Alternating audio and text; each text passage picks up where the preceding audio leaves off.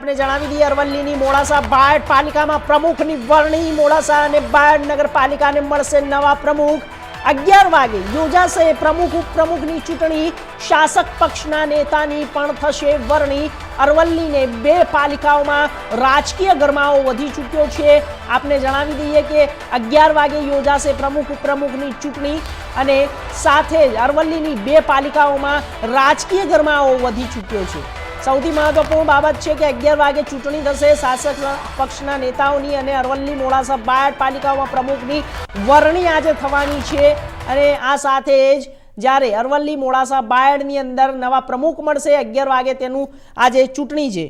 તો આ સાથે જ તમામ જે